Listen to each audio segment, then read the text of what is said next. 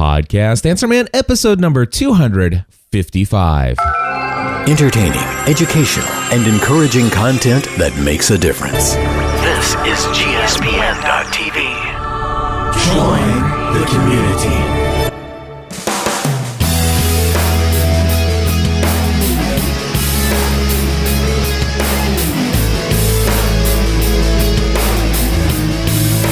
Well, hello, everybody, and welcome back to another episode of the Podcast Answer Man.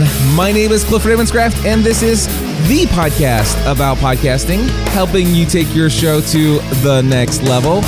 It doesn't matter if you're a brand new podcaster, if you have been podcasting for many years, or you haven't quite yet recorded that first episode. There's something we can all do to take our show to the next level. That's right, my friends, and taking it to the next level, creating that consistent and constant, can't live without content, helping you get to the place where you want to be in your podcasting journey. That's what this show is all about, and we're going to talk about that today. I have a very great question that came in based upon, it was inspired by episode 254 last week, where I talked about creating that consistent content, but not just being consistent, but also creating that can't live without content. We're going to find out which is more important, being consistent or creating the can't live without podcast content. However, the very first thing we want to start off this week is with our random plug of the week. This week, I want to highlight another podcast mastermind member, Jesse Leahy. And he has a show that he does with his son and co-host, JJ Leahy. And the show is called Man Cave Radio. Now, I happen to work with Jesse on a pretty consistent basis, and he has been producing a really high quality, great audio production for Man Cave Radio. He's gotten to build a pretty significant audience so far, and he's continuing to tweak the focus and the format of his show to kind of get a good feel for exactly what it is he wants to do. And I think there might even be a little bit of a shift towards the focus on intentional living and balance in work life and all of this other stuff. If you go over to Man Cave Radio, you'll read that Jesse frequently speaks to audiences on a range of topics, including communication principles, intentional living, and leadership. And I will tell you, you should just check it out. Go over to mancaveradio.com. And if you enjoy the show, subscribe for sure. Leave him a good 5-star rating in iTunes even if you want to. But certainly make sure that you let him know that you heard about him from the Podcast Answer Man. So congratulations to Jesse and JJ for creating a wonderful weekly production. And my friends, we are now going to turn today to our very first question. But before we do, let me tell you why I'm in a rush to get through all this content. I have 25 minutes that I've allowed myself to record everything that I see in front of me on my notes, which I'm using in a service called Workflow. I'll tell you a little bit more about that next week probably. But anyway, I am going to be including in this episode, and I forgot to tell you right at the beginning, I am going to be including the very first episode, the full episode of the Podcast Report, which is the brand new podcast devoted solely to BlogWorld and New Media Expo's podcasting track. So more about that in just a minute. But before we do, we have a question that Robert Duff asked as a result of hearing last week's episode. Robert, take it away, my friend. Hey, Cliff. This is Robert Duff from the Voices Among Us podcast. I was listening to episode 254 of the Podcast Answer Man, and I had a question for you. Specifically, it was about the part where you were talking about making can't live without content, and more specifically, how important it is to always have can't live without content. And I'm feeling a little bit conflicted between that and some other advice that you had given in a previous episode about the importance of consistency and just being consistent week to week or month to month, whatever model it is that you decide on, and bringing content to your listeners in a way that's predictable to them. My podcast, The Voices Among Us, is a podcast about homelessness, and really the bread and butter of our show is on-the-street interviews with homeless people. I just started the show last month, and it's been experiencing a really great reaction from listeners. Here's the thing, though. I've committed to a weekly content model where I'm giving them content every week, and sometimes it just isn't possible to get an interview with someone for the week. Sometimes that's due to weather or other personal factors that just make it impossible to get an interview. And instead, on those off weeks, I'll talk about news and other related topics or things that I feel are just relevant to the subject matter of the podcast. And I have a feeling that a majority of the subscriber base just isn't quite as interested in those episodes. They still get decent hits, but I think personally, I feel like they aren't as impactful as the interviews. So my question is, in the event that I can't get an interview for the week, should I just wait and put up the best content possible when it becomes available? Or should I strive to just keep being consistent and provide content in a timely fashion and allow for some variation in just how Can't Live Without the content is? Thanks a lot, Cliff. You've been really instrumental in helping me launch this podcast and kind of get off the ground and to a running start. So I really appreciate everything you do. All right, Robert. Well, thank you for the question, my friend, and congratulations on launching a brand new podcast called The Voices Among Us. Certainly sounds like an intriguing topic. And so a couple things come to mind. First and foremost, the big thing that sticks out in my mind is that you started last month. Okay, so first and foremost, don't give yourself a hard time and certainly try not to overwhelm yourself with the high expectations of creating quality content that I often promote here on Podcast Answer Man. Now, do I believe in creating high quality, can't live without content all the time? Absolutely. Have I lived up to this with the nearly 3,000 podcast episodes that I've produced? I'd say you could probably live without a couple of those. I mean, so I'm not perfect at this, but the question in 254 was this. All right. I just want to take us back in time. Go. Okay. Here we are. 254. Remember that the question was, how do I grow my audience? How do I market my podcast? Okay. So if that's what the idea is, if that's the question, then the answer to the question of how, let's put it in the context of somebody who comes to me and says, Cliff, I have been podcasting for let's just say I've been podcasting for 9 months. And over the course of the 9 months, I've been able to grow my audience to about 400, maybe sometimes 500 subscribers. But I really expected more, and I really want to reach more than that. How do I grow my audience? How do I market my podcast to those people out in my target audience? Of course, that's what episode 254 is all about. And so my recommendation is that before you go through all of the process of really ramping up and taking things to the next level when it comes to marketing your podcast and growing your audience, before you do that, I say get to the point where you are consistently creating Can't Live Without content. Consistently. So here's the situation. You're in the first month of your podcast. Are you going to be consistently creating Can't Live Without content every single episode? Probably not. You know what? In the past couple years, I have been blessed to work with a couple clients who are recording their very first episodes, and they're knocking it out of the park. PJ Jonas did this recently with her show. It's called The Busy Mom's Survival Guide with PJ Jonas. You can find it over at goatmilkstuff.com. But anyway, PJ Jonas knocked it out of the park. But is her first podcast perfect? No. But is it Can't Live Without content? I would say yeah. And that's not very common that you get really high quality Can't Live Without content, within the first 4 or 5 episodes. It typically doesn't happen. Normally you work yourself into it.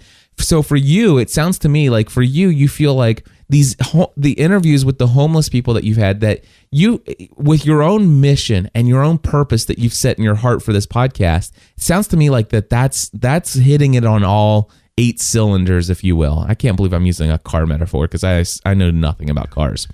In fact, I almost said 4 cylinders, so which is a lower powered engine. But anyway, you want to hit it on all 8 cylinders, and you want to have this content that people you feel is really what the mission and purpose is all about. This is the Can't Live Without content that people need to hear. And occasionally it sounds to me like you have a week where, well, you didn't get a chance to go out and interview somebody. So now you have this, I'm just going to throw in something. Is it going to be related to what the people, the target audience would want to hear? Yes. Is it somewhat important? Yes. But I'm just not feeling it's that can't live without content.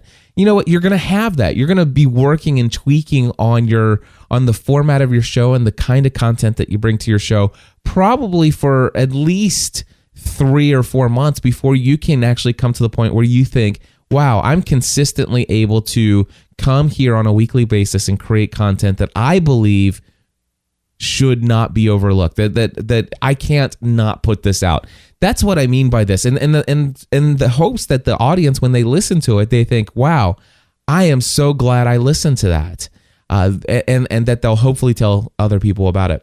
So don't put the pressure on yourself to create this within the first 3 months where you're consistently putting it out. But I do want to speak to your question about these interviews. So it sounds to me like the interviews is where it's at for you. And I'll be honest with you, I don't know that I'd be interested in hearing news. I'm somewhat intrigued by you going on the street and doing interviews with homeless people and hearing their story. That sounds appealing. Wow. And I don't know that the Voices Among Us, actually, the title of the show communicates that that's what that's about. I don't think I would have ever assumed that was homeless people. I would actually maybe, make sure that in iTunes you do the Voices Among Us podcast, interviews with homeless people, like put all of that in the title of your show, because interviews with homeless people, that sounds appealing to me.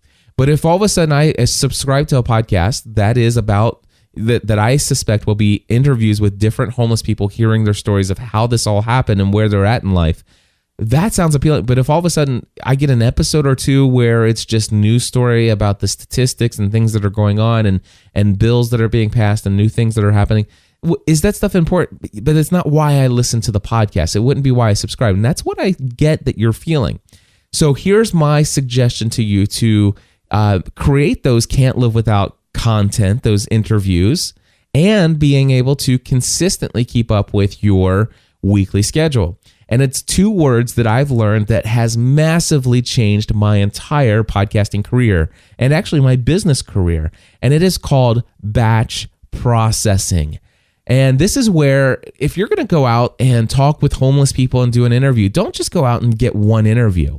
Go out and spend a day and get 4 or 5 interviews with different people. So, and try to do that, once or twice a month.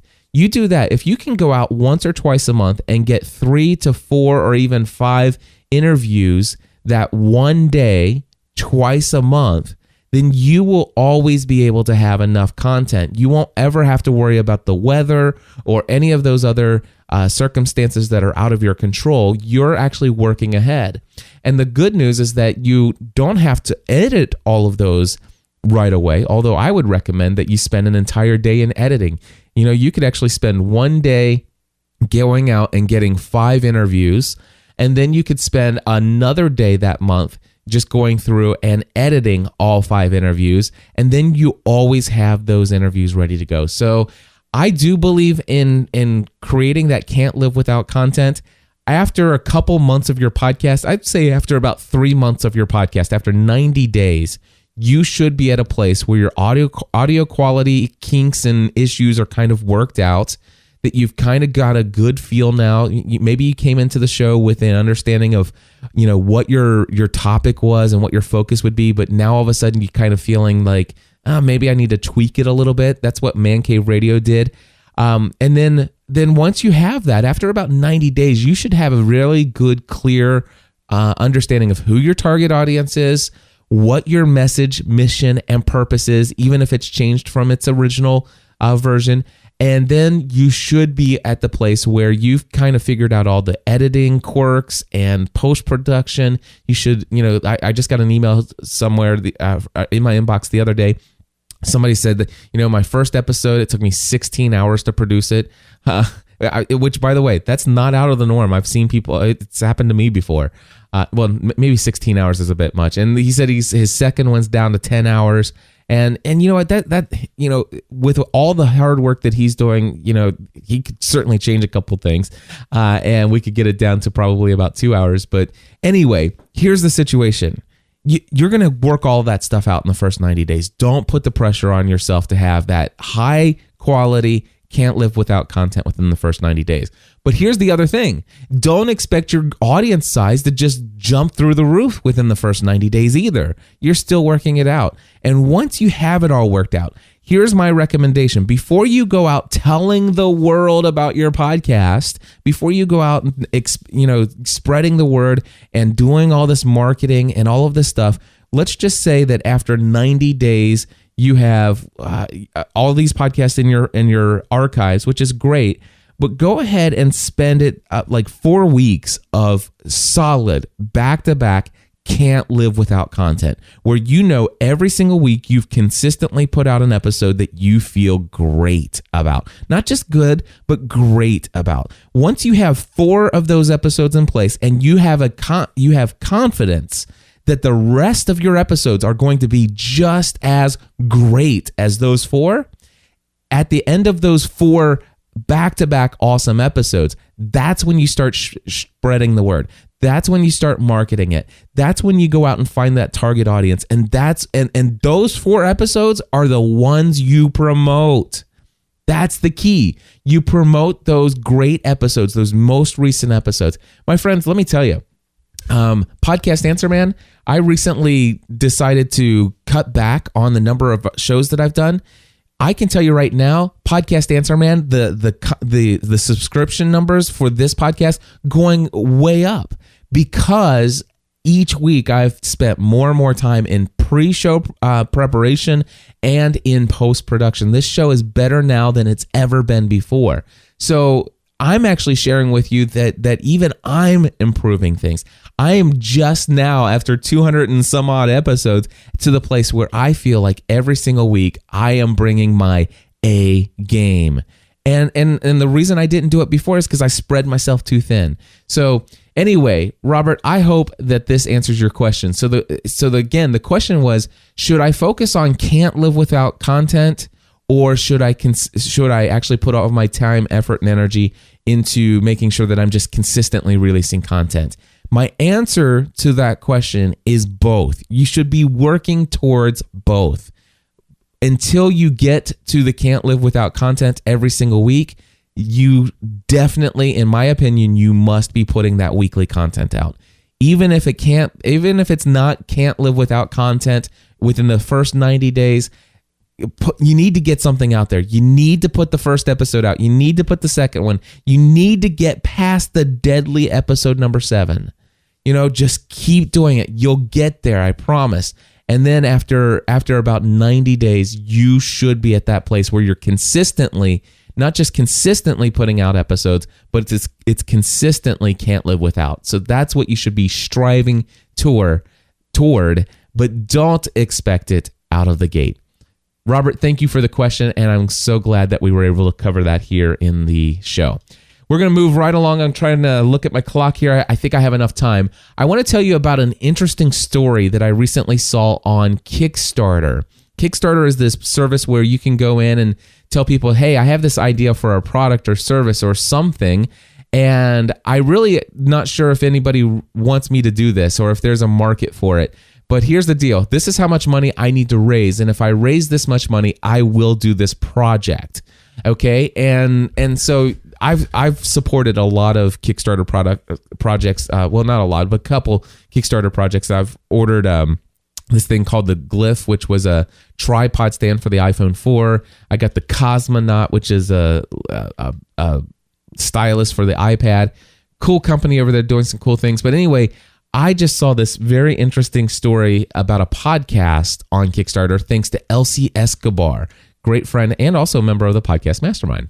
Anyway, Elsie told me about this thing. It's from the Idle Thumbs video game podcast. And listen to this. They had done a podcast in the past and they had kind of pod faded.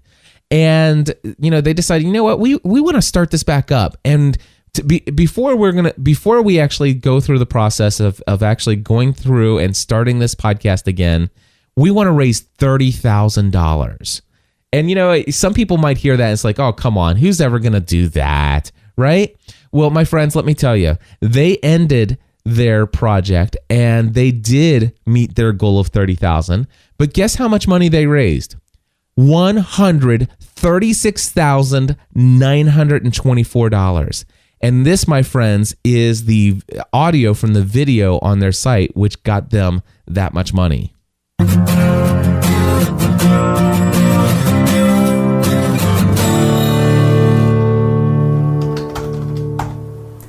A few years ago, we started doing a weekly video game podcast we called Idle Thumbs.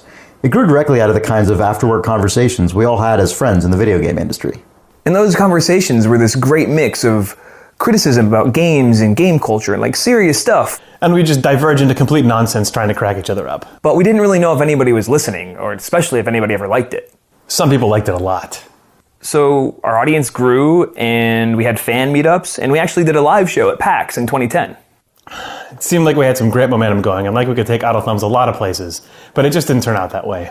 Some of us got jobs across the country. And aside from some meetups and sort of one-off episodes at industry events, the podcast was all but dead. But now we're back. And with your help, Idle Thumbs will be too. We're putting all the pieces into place to bring back the weekly podcast, and we want to do it right. So now our goal is to get Idle Thumbs to pay for itself. It costs thousands of dollars a year to host, even today. We want Idle Thumbs to grow. For example, when we come back, we're not just launching with the main video game podcast, we're also launching a book club podcast, where every month we'll pick a book and then discuss it on the air and take reader mail as well. Plus, we want a place to record this thing. Recording the podcast together in a well-mic'd room is something that's really important to us, and it's something we think our listeners appreciate about the podcast. We want to find an office, even a tiny closet-sized one in the bad part of town, to record the podcast and plan the site's future. We want Thumbs to have the space to become something more than just a hobby project. So that's why we're doing this Kickstarter campaign. With your help, we can not just bring back Idle Thumbs, we can turn it into something more than it was before it left. All right, so there you go, my friends. $136,924 they raised with that video on their site. I'll tell you what I'll do is I'll just put a link to the Kickstarter project online. Obviously they had built themselves an audience back in the day before they pod faded, and they probably had built a pretty significant community around their project before. And I'll tell you what, there's a lot of power in building a quality product in the beginning and then seeing how supportive your community is of what you're doing. So I just wanted to say congratulations to the guys over at Idle Thumbs Video Game Podcast on raising not just their goal of $30,000, but almost $137,000 in funding to get the thing relaunched. I imagine they'll be able to find that hole-in-the-wall office somewhere in the corner of the city to get things off the ground. Hey, I'm going to run through these real quickly here. PodCamp Nashville, April 14th, 2012. I will be there. I look forward to seeing you there if you can make it. Again, go to podcampnashville.com. Get signed up. It's absolutely free. Won't cost you anything. If you're anywhere near the Nashville, Tennessee area, it's Saturday, April 14th. I would love to have you come to my session. So go check it out. Also, I would normally put this at the end of the show, the Bluehost affiliate sign-up thank yous. But because I'm doing something special with the end of the show today, I just want to say real quick thank you to CapeCodTraveler.com for using my Bluehost affiliate sign-up. As you guys know, I do get a very generous commission from Bluehost, and I just really appreciate it when you go to podcastanswerman.com, click on the resources tab, and use my affiliate links when you're purchasing things. Also, real quickly, BlogWorld update. I want to let you know that the podcasting track, as of tomorrow, March 30th, by the end of the day, I should have confirmed every single session, all the titles, all the descriptions, and I would say that probably 95, 96, 97% of every speaker confirmed for the BlogWorld NYC event in June, and it is going to be amazing. I can't even begin to tell you how excited I am. It is just going to be awesome. It's going to be June 5th, 6th, and 7th at the Jacob Javits Convention Center in New York City. Guys, if you want to sign up, go to podcastanswerman.com. On the right-hand side of my site, you will see where it says I'm speaking at BlogWorld. Click on that link. then go through and make sure that you click to, secure your spot, get your ticket, whatever. Use promo code GSPN10 and you will get 10% off the purchase. And I recommend that you get the 3-day blogger/podcaster pass. And now, my friends, I am going to do something unique, and I am going to be including right here the very first inaugural episode of the Podcast Report. It is a podcast devoted to the BlogWorld and New Media Expo podcasting track. And I'll tell you what, it takes care of itself and explaining itself and all of that good stuff. So with that, I'm just going to wrap up and say, you know what? This is the end of my portion here. And here's that first episode. And I think next week I should be able to have a link where you can actually go and find that on the web, on the BlogWorld site. And of course, give it about a week, and you should be able to subscribe to it in iTunes. It'll certainly be there by next Thursday. Anyway, thank you all for tuning in, and here is the first episode of the Podcast Report. Hi, this is Mur Lafferty from I Should Be Writing and Escape Pod, and you are listening to the Podcast Report for BlogWorld and New Media Expo.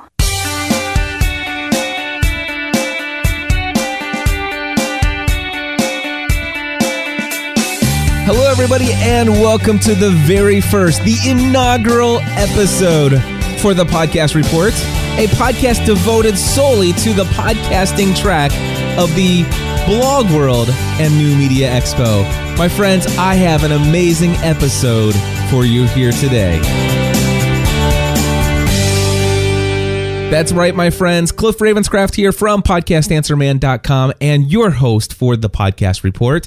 And I just want to tell you that this entire podcast is 100% devoted to the podcasting community, specifically as it relates to the industry-leading conference for the podcasting community. That is, my friends, BlogWorld and New Media Expo. Now, many of you out there already are very familiar with the previous history of the Podcast Expo, which turned into the Podcast and Portable Media Expo, and which turned into the Podcast and New Media Expo. Then actually the rights to that conference purchased by BlogWorld and New Media Expo.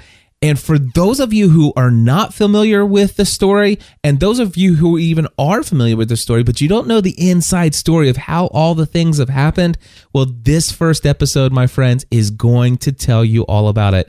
Now, before we get into my very first interview here for the Podcast Report with Rick Calvert, CEO and co-founder of BlogWorld, I just want to give you just a feeling of what this podcast is going to be about. First and foremost, tell you right up the front, I am going to be producing an episode each and every week leading up to the June 2012 BlogWorld New Media Expo event. That, my friends, is being held on June 5th, 6th, and 7th. And I am delighted to say that there is going to be a full-blown podcasting track, 24 sessions. And I am almost finished as I'm recording this intro with the final touches on exactly confirming all of the speakers and the fact that I was asked to give half solo sessions and half panel sessions. So many podcasters on board, so many people I talked to.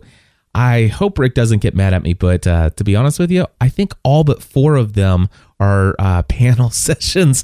So we're going to have a lot of podcasters there talking about some wonderful things. And I'm going to be sharing with you in future episodes just what those sessions are so that you can choose ahead of time what sessions are going to be the ones that you want to attend. As a podcaster, how you can take things to the next level, that's what I'm all about. And I am so delighted to have this podcast. You know what? There'll be plenty of time for me to share more about what this thing's all about in future episodes. We're going to cut right to the chase here today and get right into an interview and with Rick Calvert and talk about the history of BlogWorld, how it all came about, and the podcasting track. And I got one special thing for you. I just want to tell you, there is a major announcement that I convinced Rick to share with us here in the podcast about the podcasting track, about the future of BlogWorld. It's awesome. Make sure you listen. And by the way, tell somebody else about the Podcast Report. Thank you very much. And here's that interview now.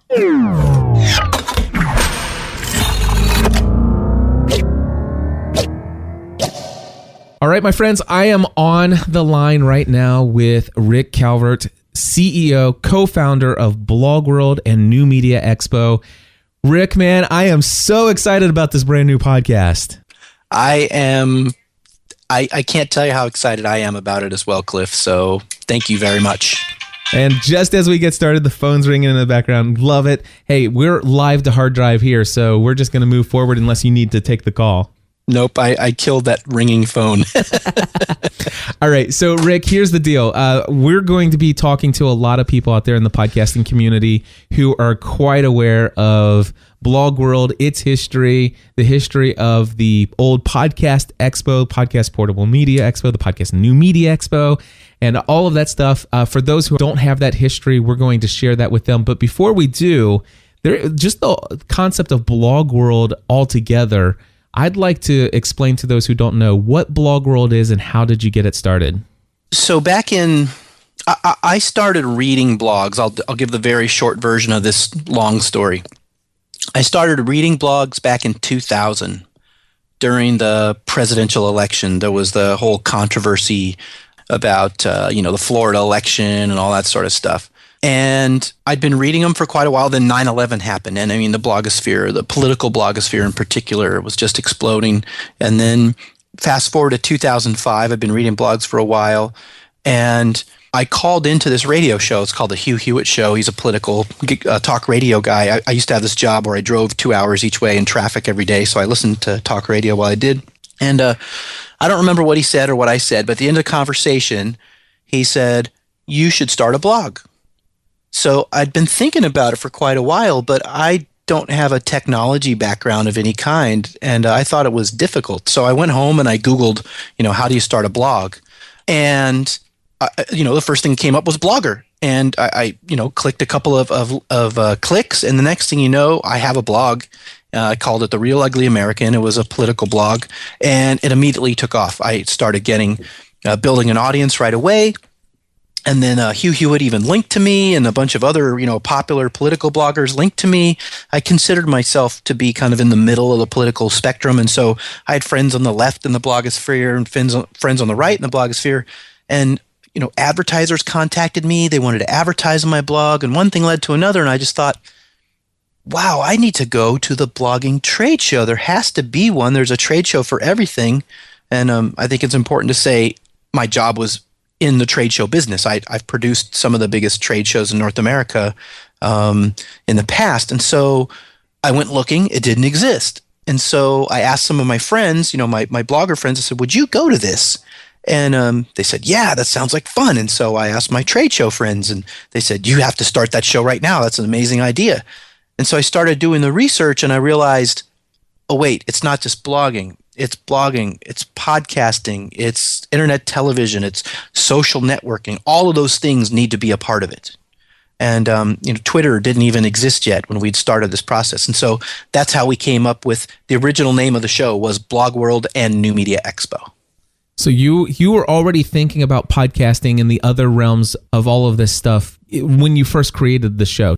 Absolutely. My world, before I started looking into this was just political blogging. I'd never heard of Robert Scoble or Dave Weiner or, TechCrunch. I mean, I didn't know any of those things. All I knew were political bloggers.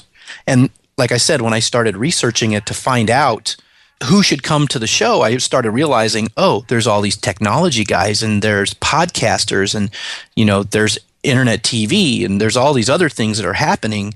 They all need to be a part of it because to me, they're all part of the same whole. So yeah, that was our plan from the very beginning. And tell me, when did this get started in compared to what Tim and Emil Berkwin were doing? So literally days before we announced the launch of BlogWorld and New Media Expo, I found this show called Podcast and Portable New Media Expo. And I believe it was Tim's second year. And it happened to be about 20 miles from my house. I live about 20 miles south of Ontario, California at the time. And so I'm like, wait a minute, what's this podcasting expo? Who are these people? And I looked it up, and I see Tim Berkwin I knew Tim Berkwin. He had offered me a job to work for him on another trade show because he also has a trade show background. And it's so funny that we had this, parallel experience where he started podcasting, wanted to go to the podcasting show. It didn't exist, so he started it. But Tim, the significant difference was Tim didn't expand that reach of the show beyond podcasting. It was just podcasting focused. And so, his name of his show was just Podcast Expo, then Podcast and Portable Media Expo, then Podcast and New Media Expo. And then the last year he changed the name to New Media Expo. And we were always BlogWorld and New Media Expo. Gotcha. And so how did it happen that BlogWorld took over the rights, I guess, of the New Media Expo from the Berkwin brothers? Well, the moment that I found the show, I said to myself, we have to work together. And again, I already knew Tim. I liked him. So I went to his show and I looked him up and I said, hey, Tim, the show is amazing, because it was. And I showed him my card. I said, look, this is what we're doing now. And he looked at me, kind of funny. I said, how do we work together? And so we'd had meetings every year talking about how do we work together. And then the fourth year of Podcast Expo, Tim moved to Vegas. We had always been in Vegas from Ontario. And you probably remember, Cliff, there was some blowback for him for moving from Ontario to Vegas. And Tim called. Our shows were a month apart from each other that year. And our show kept growing, and Podcast Expo was actually declining just a little bit. And Tim called me shortly after and said, Rick, would you buy me out? And we said yes, and that's how it happened. So that was 2008, I believe. Right. Now, I just want to let people know that back in my early days of when all of this stuff was happening, I was just building my brand. I started my podcasting stuff as a hobby and have turned it into what is now a very successful and even financially lucrative business around podcasting today. But back in the days, it wasn't that. I wasn't. Well, let's just say it took a while to get it all off the ground, and I didn't even attend any of those original podcast expos. So I don't have the history of being there, but I certainly am very involved in extremely deep relationships with the entire podcasting community as a whole.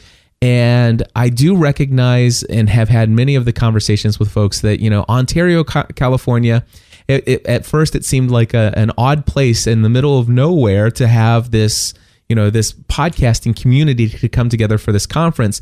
But from what I've heard from the community, that there was just this sense of, well, we're at this conference, we're at this hotel, and well, there's these surrounding hotels, but really there's not a lot of distraction. So you've got the conference all day, but when it comes to the nightlife, it's, well, the only thing to do in Ontario is to hang out with all the other people who have come to Ontario, and the podcasting community stayed together and everybody loved it. And you had it was just really cool for everybody to come together. The synergy of podcasting, not just during the conference, but after the conference, the entire event was there.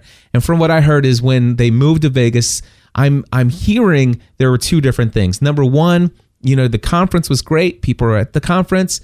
But when it came to the nightlife, it instead of like, okay, where are we hanging out as a community of podcasters together, to, oh, we're in Vegas. What show are we going to go to? Or what club are we hanging out at? Or what are we going to do here? So there was distractions was one thing.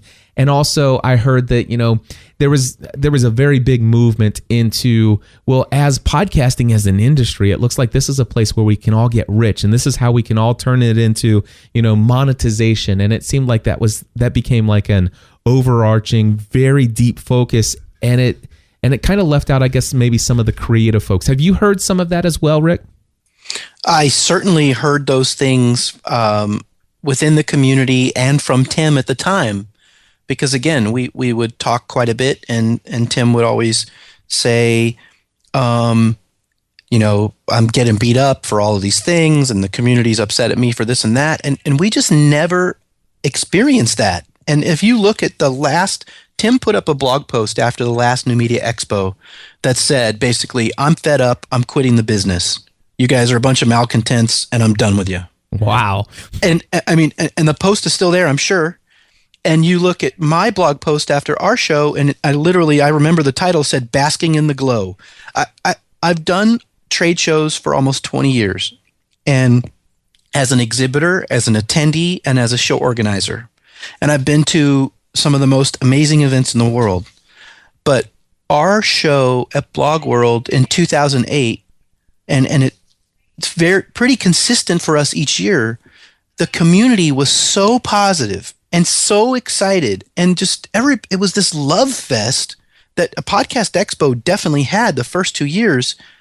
It felt awkward that people were so happy and so content, and I had to share that afterwards, and it was just this weird divergence, between the two events.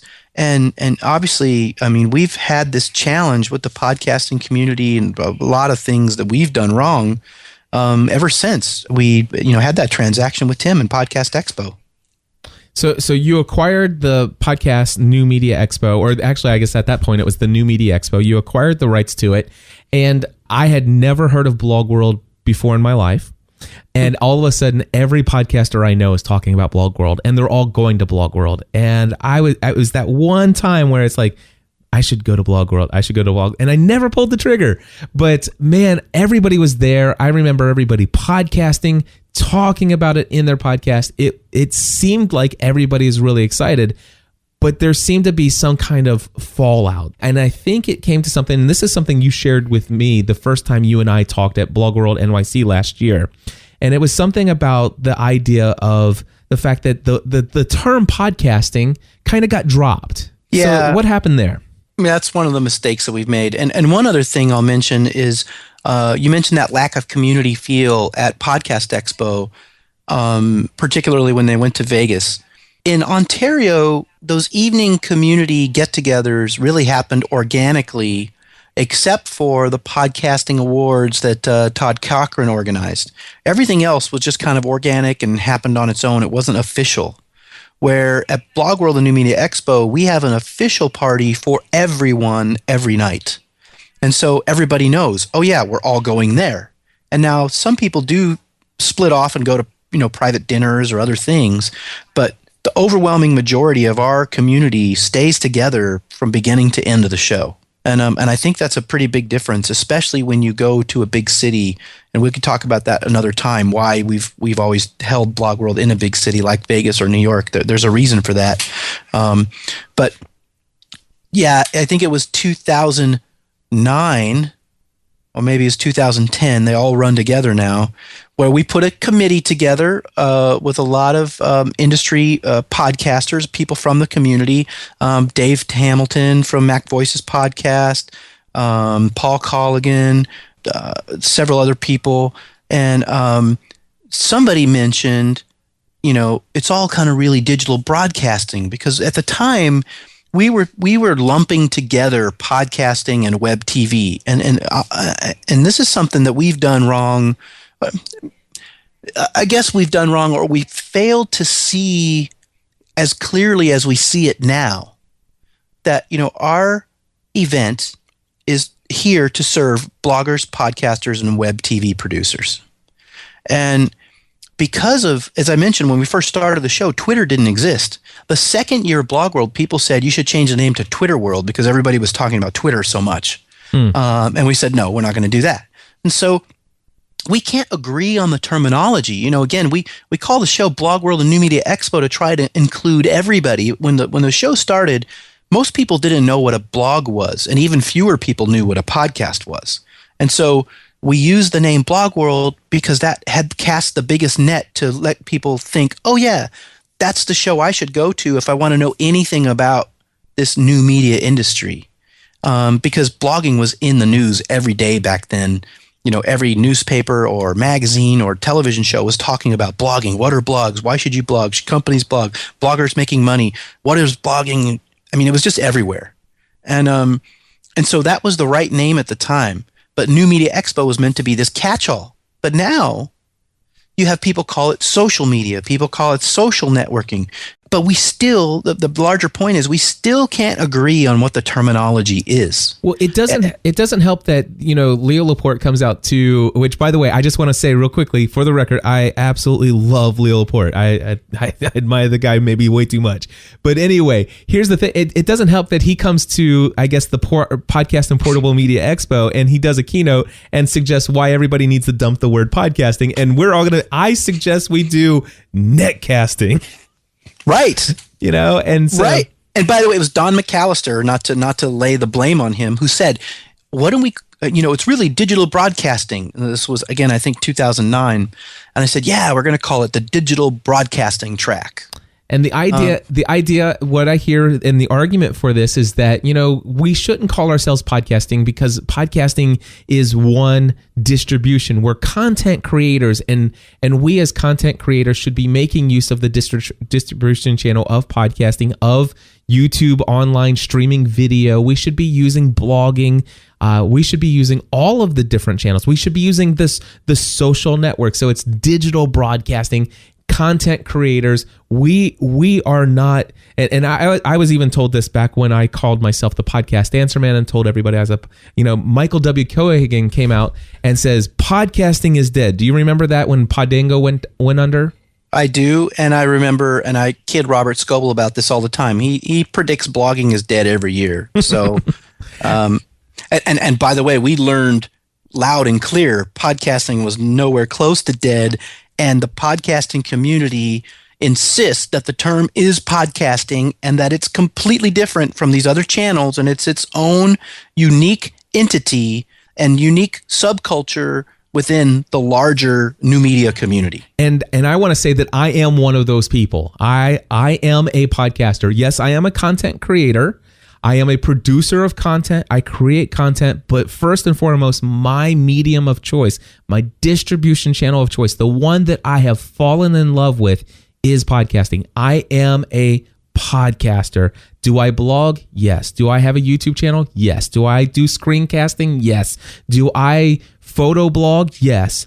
But I am a podcaster. But here's the thing. Inside the podcasting community, I have a conversation. I think it was with Evo Terra yesterday. He's like, I'm really not that, I really don't like the term podcasting. But anyway, even inside of the podcasting community, people who I consider to be podcasters are like, man, I really wish we could do away with the podcasting language, even today. It's funny that you use Evo as one of those examples, because I've talked to so many people who drop his name as a prototypical podcaster. Mm-hmm. As, if Evo Terra is not a part of the program, then it's not about podcasting. And so it is and Leo Laporte, I would put in that kind of category as well, right? Yeah. That so many podcasters look up to him, and he's one of those guys who's been pushing to kill the term podcasting for a long time. And I know you had a great conversation with him where you got him to say that, podcasting as a term, at least as a description, is not dead and it's not going to die anytime soon. And not only that, but as an industry and as a mechanism for growing and building an audience and actually creating something that is lasting and can have a positive impact on people's lives. I got him to say that and equate it to the word podcasting and say that it's not dead. And if you don't mind, can I give one plug for that interview? Because this is the thing that I think out of all of my career in podcasting, I'm most proud of. It's at podcastanswerman.com/Leo interview. Podcastanswerman.com/Leo interview. I could not be more proud of that interview than I am. But so here's the thing. One of the things you recognize is that the podcasters who aren't crazy about the term podcasting, they could care less whether or not you call it podcasting or not. But the podcast, there's a very large segment of the podcasting community that says if you don't call it podcasting, well, then I don't want to be a part of it. Or maybe it's that, but I think more importantly than that, Cliff, is that even those people like Leo, who say, we should call it something other than podcasting, they don't have another term that describes that distribution method that everyone can agree with. Right. And this is what's become clear to me really just in the last 3-4 months now. And that we know to consolidate our own message, and so everyone can identify, and certainly we identify, and it makes sense to me now. It's so clear, and I wish it would have been this clear 5 years ago, is that our audience, our community is bloggers, podcasters, and web TV producers.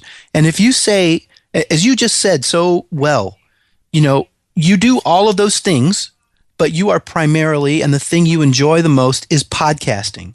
And if you say, BlogWorld is about blogging, podcasting, and web TV, I would say 99.9% of all digital content creators would self-select themselves in one of those three boxes. I would have to agree with that. And so that's what the terminology needs to be now. That's the people we have to serve. That's the community we have to speak to. That's what we have to do. So the podcasting track, obviously this is a podcast devoted to the podcasting track, and I couldn't be more delighted to be in charge of putting together the actual podcasting track for BlogWorld and New Media Expo. But podcasting, I just want to communicate to everyone out there, podcasting is going to be called podcasting moving forward. It's going to be given equal attention to blogging and web TV moving forward in this conference. Is that correct? That's absolutely correct. And we're working on, there's two things we're doing right now. Number one, we're making some changes to the existing website so that becomes apparent that, again, our audience is bloggers, podcasters, and web TV producers. But we're actually rebuilding the entire website, which we should reveal right about the time of the New York show. And that'll be exactly what you see when you come to the homepage of the site is blogging, podcasting, web TV. And you select one of those things, and then everything you see from there on out will be all about that community. Excellent. One of the questions I have for you, and I've got a couple related to some of the experience in the past of the podcasting community. First and foremost, why is it BlogWorld and New Media Expo? Yeah, what's up with that?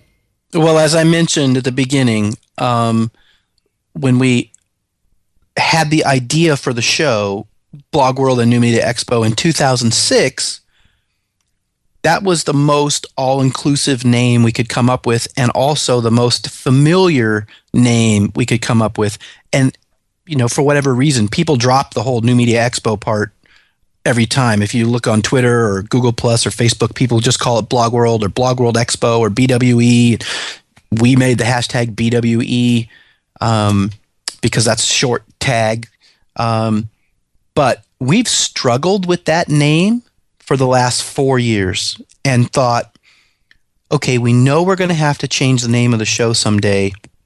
What are we going to change it to? And I've always told people who ask me about that, we're married to the mission. We're not married to the name. And we'll make a little news now maybe. We are going to change the name of the show this year from the stage in New York.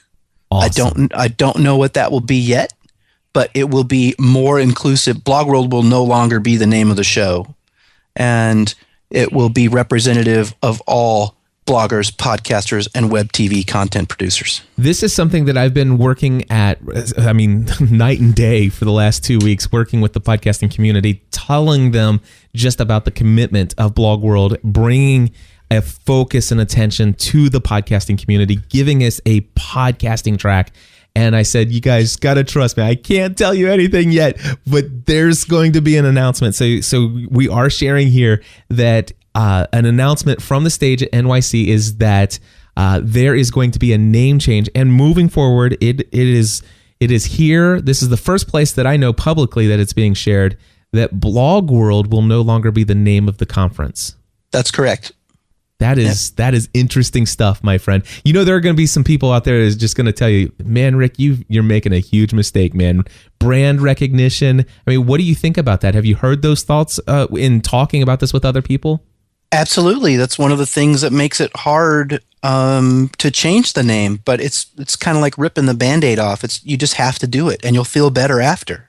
And what do? We continue to speak to just 1/3 of our total community and ignore the other 2/3. We can't do that. So it's the right thing to do, and it's the right time to do it. And I know that people hearing this right now, some of them are in shock. Some of them probably have to come back and rewind after they, get up from being passed out. But this is what I love, because, and this is why I told people, I said, it's going to take a lot for me to put off everything that I'm doing in my own personal business and life to take on this podcasting track leadership thing. But it was when you told me that BlogWorld, in all of its brand recognition that it's built all of these years, is getting ready to say, you know what, we're going to show you just how much we don't intend to make blogging our beloved first child and podcasting and any other kind of broadcasting out there or any kind of other mechanism as a ugly stepchild. That's right. And that I know that sometimes perception is everything, but that has been the perception. And in fact, Rick, if you don't mind, I am going to ask you one very tough question. And I know you have an answer for it, but it's still a tough question. And that is, somebody says, okay, Cliff, well, I get this, but you're telling me that all of these things are changing. There's all this stuff going on and you're really excited. But why is it that I go to BlogWorld Expo and all I see out there are bloggers on that front page? Yeah, it's true. And again, we've talked about that as well. So first of all, related to this particular show this year, as you know, it's only been a couple of short weeks since you've taken on this role. And so I know you're signing up podcasters every day for the podcasting track. And that is going to change to where it's going to be a third, bloggers, podcasters, and web TV producers that you see on the homepage. And then again, there will be a community page for each of those communities, bloggers, podcasters, and web TV, where when you click on one of those three headlines, it will take you to that community, and that's all you'll see are podcasters or information, content, sessions, speakers related to podcasters. That is amazing. I love it. And of course, the good news, and I know some of the issue that I've had in conversation with some of the people who in the past have seen how the blogging and / the podcasting tracks and the digital broadcasting tracks and how that stuff has gone in the past is like, it just seems like, blogging, man, those people get right up on there and it seems like that's priority. And then it's, a couple weeks or maybe just a month or two before the event, then all of a sudden you start seeing a couple of podcasters getting added here and there and not enough time to promote it, not enough time to get excited. And I just want to say that I'm delighted to say that I'm on board for the long haul until Rick gets tired of me. And I, as soon as you tell me, hey, it's time to start putting out things for the next event, I've already got plans and actually invitations and even commitments from people that they will be at the next event. So by the time, the BlogWorld NYC website and stuff gets transitioned to the next event, it's my personal goal that a podcaster is the first one on there. And we'll have it because I've already got those commitments. Rick, this has been an honor to be able to have you on here to explain the history of BlogWorld New Media Expo, to explain the history of Podcast Expo and how that actually got brought into BlogWorld. I know that we touched on, some of the history, some of the misconceptions people have had about the goal and the focus and the intent of bringing the podcasting community on board. I know that people are going to see, if they have to know that if you're willing to give up the brand recognition of the BlogWorld name so that you can be all inclusive and have something that shows that you are genuinely focused equally on blogging, podcasting, web TV, this just goes so far. And I can't tell you, I am so excited I made the decision to join you on this team to help you bring the podcasting community back to BlogWorld, and also to put together a podcasting track that is going to be appealing to just about all of the different segments of the podcasting community. Cliff, you and I have had this conversation privately several times now. I'm so excited that I was able to convince you to take on this monumental task. You are the perfect person. And, I've talked to several other people about it now. And I know you've talked to lots of people as you're securing speakers and supporters of the podcasting track. And everybody realizes, you're the perfect guy for this. And again, I know that New York is going to be the best presence for podcasters that we've ever done at our event. And I know that's just the beginning, that the next show is going to be even bigger and better. And I just can't wait for people to actually get there, for us to have the next conversation to talk about all the podcasters are going to be speaking at the show this year, and then for people to actually get there and see it, experience it firsthand and say, wow, this really was different, and I can't wait for the next one. Absolutely. Well, my friends, that's going to wrap it up here for this very first episode of the podcast report for BlogWorld and New Media Expo, soon to be under a different name. Anyway, my friends, I am so delighted to have this first episode giving everyone a brief overview of the history of the industry conferences for podcasting and the podcasting community. And I'm delighted to say that this community, the podcast community, has a conference moving forward, and some amazing things are going to happen. Hey, I just want to let you know this episode, or this podcast, is going to be here each and every week all the way through the June event. I will be sharing with you in future episodes just some of the amazing things coming to the podcasting track: speakers and sessions, titles, descriptions, and more. Tell other people about the podcast reports.